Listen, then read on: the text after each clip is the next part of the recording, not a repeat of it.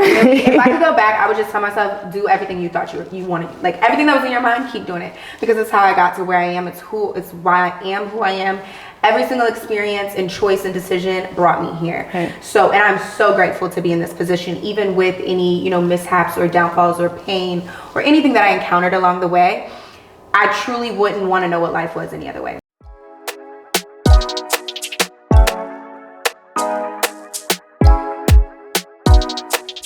Science says only 8% of people achieve their goals. What makes some people successful and others stay stagnant? How do we identify the qualities and skills necessary to elevate our lives? Well, that's what I want to talk about. That's what my energy is all about. My goal is to help inspire people to be their best selves. These conversations will help people identify their best qualities, bring them out, and understand how to develop plans to achieve their goals. I'm Kayla B, and welcome to the Big Boss Energy Podcast.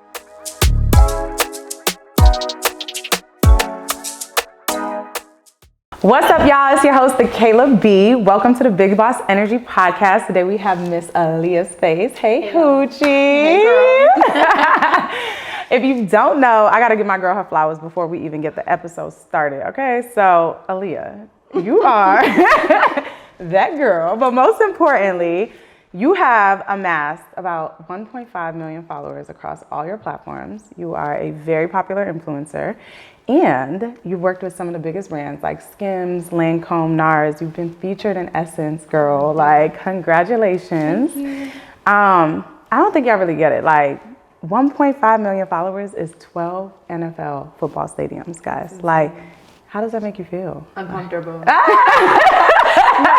for real. I love my girl. So when you put it like that, it's crazy. Like, it is. It all together. Yeah, it's insane. No, so you've been doing this for 7 years, since 2015. Back in college, you started doing this, but we want to get to know you a little bit better. I've never really sat down and seen you sit down and just spill the tea. So I really am happy that you allowed me to interview you like this. But I really want to know about Alliyah. So tell me a little bit about your upbringing. You're from Panama City Beach. If y'all don't know, PCB is the spring break capital, right? Okay. It's not no more. If y'all, you know, you got to be our age. Or we old now. We a little old. You got to be pushing 30. But nah, I'm just joking. But yeah, tell me a little bit about like your upbringing and your family dynamic growing up in Panama, all of that. Yeah, so like she said, Panama City, it's a really small town. So I'm sure you've been, but only for spring break. Right. It's not this big. We don't even consider ourselves a part of Florida. We basically South Alabama. So, you know, it was cool growing up. I live with my dad and my stepmom, and then I have like four siblings. So I have 3 brothers and a sister, and I'm the oldest. So it's a lot of us. Yeah, so I could not wait to get the hell up out of my house. Like, I have always been very rebellious. Like, I just love doing what I want to do. So growing up, I just was like, once I turned 18, like I'm out. I could not wait to get out of my daddy's house.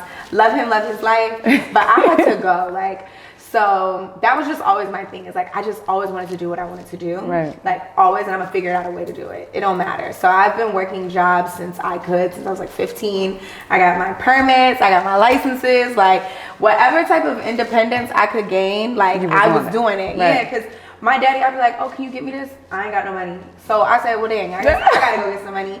Since he don't want to give me none. So if I wanted my nails done or just, you know, whatever at the time in high school I wanted to do, I pretty much had to fund it. You get what I'm saying? So that was a big thing for me, was like getting a job and working, because I thoroughly enjoy doing what I wanted to do when I wanted to do it.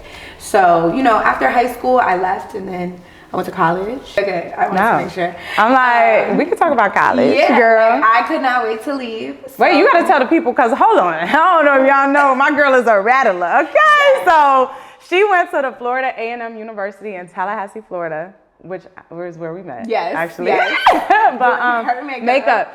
Y'all, Alliyah used to be doing makeup. It was like $25 a face back in the day. Literally. So cheap. Y'all, I had a little boyfriend. I had like a little football player boyfriend. I'd be coming to Alliyah before the games. Like, girl, beat my face. She was ready. Like, I'm coming. Get me right for the games, right? Okay, so that's how we met. I know. Just get her face done all the time. She was one of my most loyal clients. Right. That's so funny. So Tallahassee is where we met.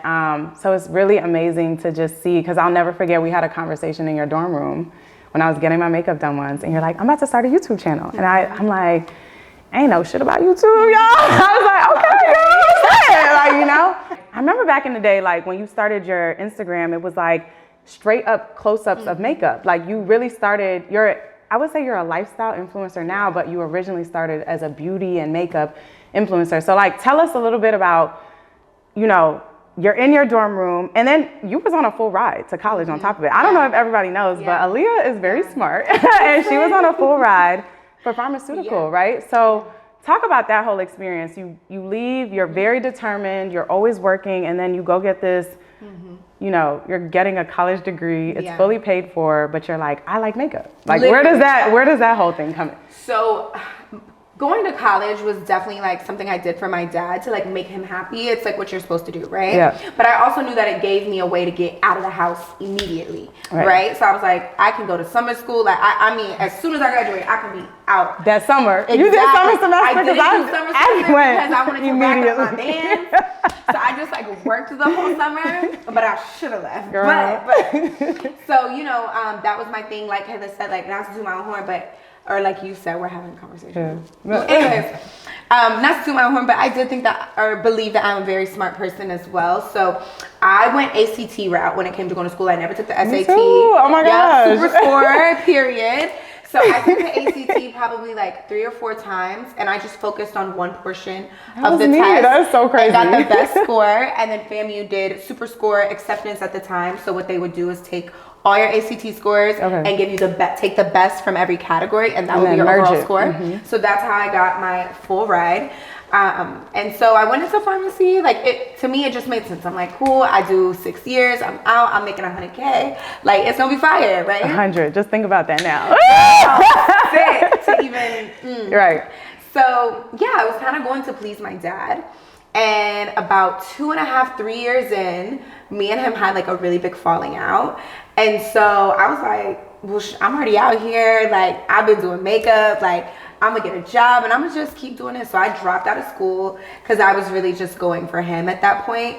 And yeah. So did you tell anybody you dropped out of school? Not really, because I was still living on campus. Yeah, I was about to say, I don't even know when that happened, and we were all up there. But when I don't you were know. in my dorm, I was enrolled in class, but like you wasn't going to class for real. It was dead. I knew at that point, like I'm just here because I needed somewhere to live. Right. Like, I couldn't just peace out. So did you tell anybody you had actually dropped out of college? Because I didn't know that when I was like in college. No one really knew unless you like knew. Yeah. At that point, I was still enrolled because, like I said, I needed to stay because I didn't have nowhere to go. Right. So it was like, okay, I'm gonna just finesse this out, full ride to, you know, my dorm and everything, food paid for, right?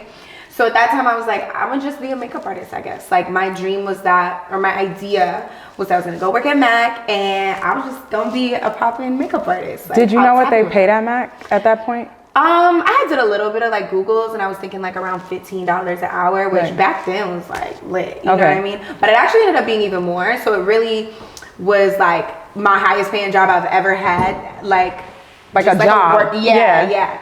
So I wrote out my last year on campus, and then obviously I had to go. So then I got my first like student living apartment. I don't know if you ever got your makeup done over there. No. Where did you live in Tally? I was in West 10. Okay, if anybody went to school in Tallahassee, y'all know y'all can imagine this whole story. So yeah, so tell me a little bit about like the mentality it takes to be in college, understand like, I'm not really here for myself, but it seems like you were kind of careless a little bit. Yeah. And I don't like the word careless because it's like carefree. I think carefree is the word I'm looking for, because careless is like reckless, but you were very carefree. Like it was kind of like, well, this isn't working. I have not another plan, but I don't care. Like I just can do something else. So talk about like that mentality, because I was like, I ain't dropping out of school. Like that is crazy. Y'all are so wild for doing these things. I was very fearful, you know? So talk about that faith over fear aspect.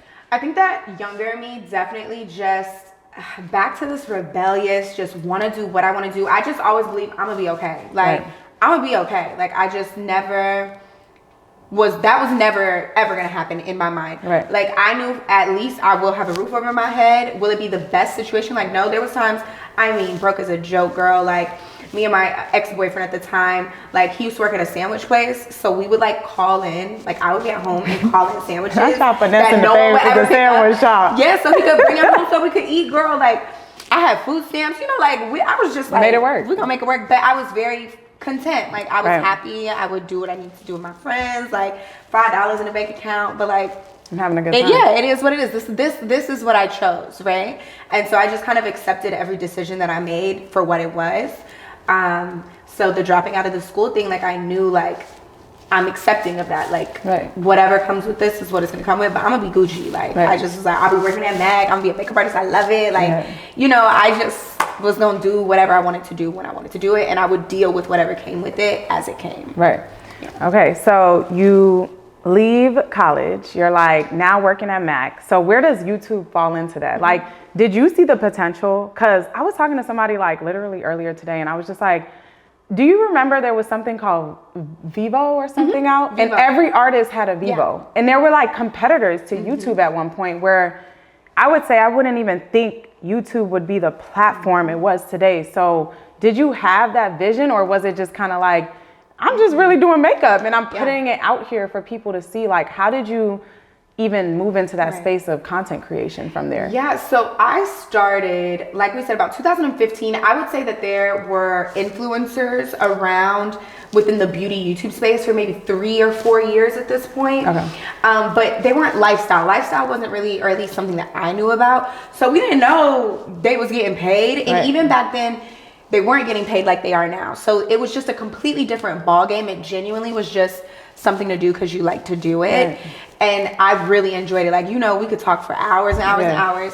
And then so it was a way for me to combine that plus makeup. And I loved makeup at the time. Like that was just like my expression through anything. I just loved doing the craziest stuff. You did some pretty unique things with your makeup. Like you would do the dots on your eye all the time, the white dots. Yes, that was like my signature look. Like everyone knew me for that. And yeah, makeup was just really fun. Like I truly had fun, just doing my makeup at that time. So I really didn't see YouTube as a career path, or just even being popular just wasn't even really like something I imagined. I genuinely just enjoyed posting, and like over time it just, picked up. So So do you believe in like destiny? Like, do you believe like when you follow things you're passionate about, or you really just set out kind of like in that fearless, like just attitude? Do you think that those things naturally start to attract to you? Yeah, so I don't exactly believe in destiny per se, just because I feel like destiny means like it's made up, like it's made for you. And I don't believe that, but I do believe that there are different pathways, right? And if you go down this path, this is where you can end up. If you choose that, you choose that. So, and that's why earlier when we spoke, I said, whatever decision I made, I just accepted it. Yeah, and I'm just gonna keep doing this unless I decide it was a bad decision. Now I got to get back this way. So I would say that I definitely believe that I had qualities and characteristics and beliefs within myself that allowed me to take the things that I did enjoy and was doing and turn it into something else. For sure. And so you said just staying at something. So consistency is something that you are like known for. Like the hoochies will get on Alliyah if she don't post, y'all. Like I'm doing real bad right they now. be getting active in your Twitter, Twitter feed. They be eating me up. They will eat you alive. Let me not open that app. That's a cool feeling though, right? It is definitely so amazing to know that people are really like, no, like I really enjoy you being a part of my day. Like, so like where your videos at that you said you was gonna get me. And it's also nice to have someone holding you accountable in a field that is extremely self-motivated. You get what I'm saying? I don't have a boss telling me I'm not getting paid if I don't clock in at 8 o'clock, So having people who are like, you said is sometimes it can be like, girl, but at the same time it's like, so you're so grateful for it. Yeah. So talk about a little bit about consistency. So sticking at something effectively like that. So you're doing it for years. I don't know. We'll get into like when you started to actually generate some money on YouTube. But before that, it's like purely passion, purely play. I'm doing something I really love. How do you, talk about that? Like, so like we were just saying, like it was something I really enjoyed doing. So posting consistently, it was like I always was gonna make time for that because I liked doing it. And that's something that I tell people all the time now. With all these new platforms that are rising, people are seeing visibility very quickly, and they're seeing creators gain numbers like overnight. So it can be very discouraging to think like you start to have desires for those things too, which is normal. But I always tell people, get that out of your mind. Do this because you like it. You cannot, in the beginning, you can't have the idea of like, I'm gonna get rich in a week, or I'm gonna have 1 million followers, or I'm gonna have this. You just gotta really like doing it and let that be enough. Because if you can't let that be enough, you'll never make it to the part where you start making the money. Right. Because it takes a long time. Like it doesn't, I mean, some people, you know, some people really be coming straight out and they balling. But my story was, you know, very much slower pace. Yeah. Like I don't even have 1 million on one platform yet. And it's been 8 years now because we're in 2023. So, you know, but that's enough for me. Like I enjoy this. It's just been great. Yeah. And so it's a real job. And I want to talk about that a little bit because I don't think people understand. I think we live in a world where people are like, oh, those are TikTokers or those are YouTubers. And some people don't even think it's a profession. They don't know you're getting online, getting an AdSense check, or brand deals are sponsoring things. Of course, the people who are loyal and follow you and are engaged, who follow your story, understand that. But help people who may not be so invested into the YouTube community understand like what it's like in the day of a content creator. It's like, I have all these demands, I have brand deals, I got sponsorships. I feel like you work a real job just like me, girl. And I see a lot of behind the scenes things with you. So kind of give us an insight to people who may not understand the commitment when they sign up to do this influencer thing or content creation thing, what that looks like. Yeah, so the self-motivation and the self-discipline is something that is extremely important and needed in this area. And that is not. So the self-discipline, you know, you don't have a boss coming at you. So you have to get yourself up in the morning. You have to dedicate and figure out the time that's needed and how to efficiently work. Which if you've been working a job your whole life, that's so foreign and so new to be your own boss. You know what I mean? And keep it making sense and keeping you on top of things. And that's still something I struggle with to this day. But I do think that, like you said, people think, oh, you just take a picture or you just film yourself. Or like, a little bit, but it's more to it. Exactly. Like not only the actual labor that goes into creating the content, like taking it, filming it, but then the editing it on the back end. You really are like a jack of all trades in this profession, unless you hire out a team, but even then most people don't start that way. So you learn these tools. I had to learn how to edit. I had to learn tech stuff. I'm on YouTube Googling tutorials on how to chop, screw, and flip and reverse, you know? And so that craving for knowledge is also necessary in this field because, you know, people always ask me, well, how do you do this? How do you do that? And it's like, I wish I could answer everybody's how-do, but baby, y'all don't have to get on the internet. We have so much access to information. Yes, we do. Yes, at our fingertips. And so that was a big thing for me coming up, like developing that skill, you know? And then just the hours that go into it, I don't think people realize, like, how many hours do you work a week? If we include editing, which is the big bulk of it all, so I vlog pretty much every day. So technically, I'm working. Always working. Exactly. That's the thing about influencing is you really are always working. Whether you're commenting and engaging with your audience, which is extremely important, that's work. You know, you don't ever really clock out. Whether you walk in to get food and you run into somebody, like, no, it's not work because you're not at work, but it's work. You know what I mean? Like, hey, girl, like it doesn't turn off. You know what I mean? So if I had to like put it into hours, I would say 50 to 60 hours probably. Oh, wow. Which is more than a normal 9-to-5 job. That's crazy. I don't think most people know that. It's a lot more than you would think. No. Okay. So I know that we talked about how you were initially doing makeup. So talk about the transition and being adaptable, being flexible, because trends change online, right? So I remember like you had Aaliyah J, you know, there were a lot of real beauty influencers who came out the gate, and it was like, wow, we're seeing young African-American women in this space, but lifestyle blogging just turned up. Like it was just like out of nowhere, everybody's showing their life more than. And do you think there was this aspect where now people want to get personable with you? They really want to learn who you are and see what you're doing every day. Kind of talk about that transition as a influencer and how that shifted what you were doing every day. So luckily for me, on my platform, I feel like I made people attached to me rather than my content. So I started with makeup, like you said, right? And then one day I just did like a chit chat. Like I just opened my mouth and I started talking and people were like, oh, wait a minute, we weren't ready for that. Like, we really enjoy that. Can you give us more of that? So then I did a Vlogmas one year and people were literally obsessed. They were like, please, can you vlog? Like, your personality. Like people just really liked my personality, right. which was so funny because I'm like, girl, I be feeling like I be getting on people's nerves because I never shut up. But they, you know, watching it on TV, I guess, or on YouTube, it was very entertaining for people.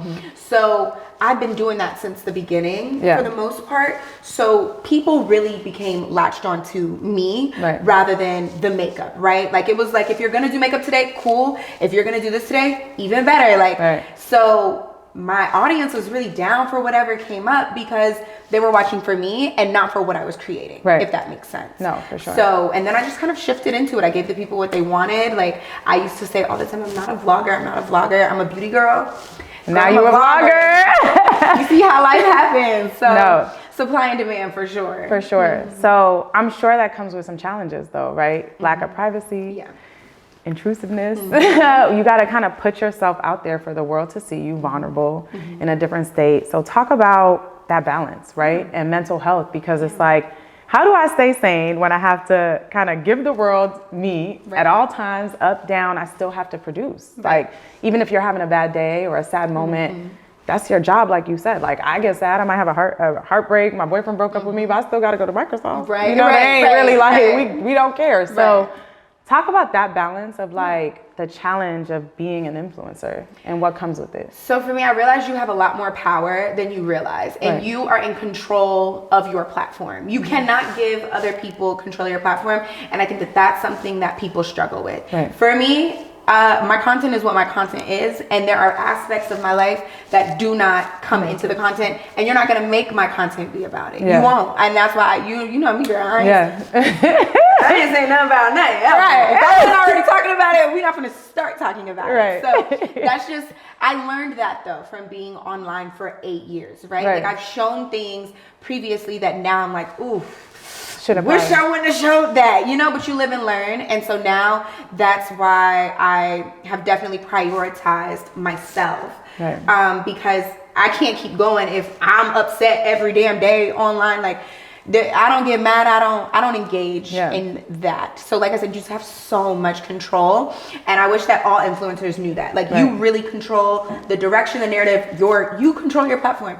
People can do what they want to do wherever else. But as far as like your space, you definitely can control it. So I think that when you say you want to be private about something, be private about it. You can't exactly. And that was something I had to learn, like just that's not here, you know? So and that's protected me and made maneuvering online a lot easier for me, because things definitely I was sensitive about or would hurt my feelings. And I realized, so stop talking about it. If that hurts your feelings, or you don't, you know, when people comment on this or that, remove it. You can't give that to people, because as much, you know, I'm not saying people have the right. It's the internet at the end of the day. Okay, so we just seen the big Bentayga, right? My girl has just got her Bentley truck, and you definitely manifested that, because we had a conversation a few years ago, and I remember we were like, girl, our dream cars are Bentleys. And Alliyah done popped out a few months after talking about, girl, I ordered the Bentley truck. I said, well, manifestations really come true. But I'm really proud of you for that. But yeah, talk to us about like the financial aspect, like one, managing money coming in as an influencer, because we all know you get taxed on this money. I don't think people understand it's a real business, right? So you're operating yourself as a business, a LLC, like let's say whatever. Talk about, you know, that first brand deal, one, like what was like the most, you just sat back like, holy shit, like this is like, I just made this amount. And how did you consistently produce that money, and then you end up with the Bentley? Like it's kind of like, you know, you have more than a Bentley, but just kind of take us through that journey of like the first brand deal I made like $2,000-3,000. Now it's like, okay, not even, girl. Like, you know, like just whatever. You know what I'm saying? Like take us through that journey. I think my first brand deal, like first time I ever got paid, girl, could have been, I can't remember, it was so long ago, but it was probably like $300 for hair.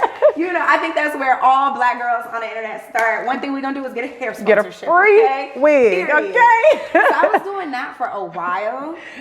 And I was so used to the hair money because it was easy and it was quick. They, you know, everybody over in China, girl, they PayPal you as soon as the video done. Here your money go, right? But I knew that I didn't want to do that forever, and for doors to open, doors had to close. So hair was really like my first big bag. I remember I got a contract from a hair company to be exclusive for that one sponsorship. It was gonna make me, I think, like 70, 80,000 in a year. Okay. And I was like, that's a full-time salary. Yeah, literally just off promoting that one sponsorship. And that's when I moved to Atlanta. Once I got that, I said, because it was secured money, I knew we're on contract for a year. I know I'm getting this amount, plus this, plus all these other things that are going on. Right. But that was when I first started making probably over $12,000 a month consistently. Right. And I was like, oh, baby, we're gonna do it. Yeah, we're gonna do it. Only up from here. I just looked at it like, it's gonna keep happening. Like, we're gonna be good. So I moved to Atlanta, you know, did what I did, and just kept being consistent. The consistency, like we talked about, right? So as the money started to scale, I definitely moved and did things around. But I think my biggest thing of how I was able to manage not only the money coming in, but like things going well, was number one, I got an accountant. Right. I got somebody somebody else to look over my money, because if it was up to me, baby, we was gonna spend it. So I had to have them do that. But one thing about it is I never changed my lifestyle too drastically. Believe it or not, I live very well below my means. Right. The shopping and things like that, of course, would get cut out. God forbid anything happened. But as far as like bills, things that mattered, well below my means, because within this space, your months don't look the same every month. Everything, it fluctuates. You know, you hope it keeps going up, but it might be a month you way up here, and then, you know, this one came down here. So understanding that and planning for that and moving accordingly to that made everything smooth sailing. So when it came time to where I wanted to get the truck, you know, I had already been bringing in the money, you know, and saving for this, and it was able to stay within the range that I wanted my total output to be for bills. Exactly. So it just made sense, and we were able to do it, and Bentley worked with me like super good to like make everything smooth and seamless. So it worked out. And here we are. Literally. No. So I just want to know, like, what's next? I think everybody's curious. It's like you've scaled yourself to so many different levels and different areas, even on YouTube, like we just talked about. So what's next? Like, you know, you want marriage, kids, you want to sit down, you want to keep getting to the bag, you want to, you know what I mean? Like, what do you see for yourself in like the next 5 years? Because it's growing. The platform is hitting right now, right? The opportunities are getting crazy. Yes. That's one thing I love. I've definitely stepped out of just my own space, and I'm, you know, working with YouTube a lot more hands-on, and speaking engagements, like even this, you know, just kind of becoming more of a brand of myself, which is definitely really cool and like fun. But this is gonna sound so bad. I really don't have a 5-year plan. Like, that's spicy. You see this whole story we've been talking, everything was just, I'm gonna just do it. I'm gonna just do it. Yeah. So even like now, I'm like, I have my day-to-day and things just go, but I know, like, for sure I plan to expand outside of the platform of YouTube completely. It's definitely not going to be a forever thing for me. I can't do it forever. As far as like marriage and kids, oh girl, I would love to get wiped up and put up, but it's clearly not in the cards for me right now. So we just gonna keep grinding. But I definitely have some things up my sleeve. So hopefully we can talk about it more in the future. For sure. Well, I'm really proud of you. I am really, really proud of you and everything that you've accomplished. So thank you for coming. I would say I'm proud of you, because we is in Big Boss Energy. What? This is crazy. Okay, I'm sorry. It's crazy when you know people, but when you guys are like just in a space, I will say, I think both of us can say this for each other. Like, we've watched each other grow up, right? So I like to kind of end with like, what advice would you give to your kid self? Like, when you were a kid in Panama City Beach, you were aggressive, you were going after your goals, you were fearless, you know, like looking back on it, like how would you sum that up and deliver it in a package to yourself? Honestly, I know, like, this is gonna sound so corny, but if I could go back, I would just tell myself, do everything you thought you wanted. Like, everything that was in your mind, keep doing it, because it's how I got to where I am. It's why I am who I am. Every single experience and choice and decision brought me here. So, and I'm so grateful to be in this position, even with any, you know, mishaps or downfalls or pain or anything that I encountered along the way. I truly wouldn't want to know what life was any other way. So if I could go back, I would tell my younger self, it's gonna be good. You good. You got it. You got it. Relax a little bit, but be good. You good. You got it. So honestly, like I really really wouldn't want to shift my younger self into any other direction than what I went in. That is so awesome. And you definitely got it. We know that. But yeah, it's only up from here. And I'm so proud of you. And thank you for stopping by the Big Boss Energy Podcast today.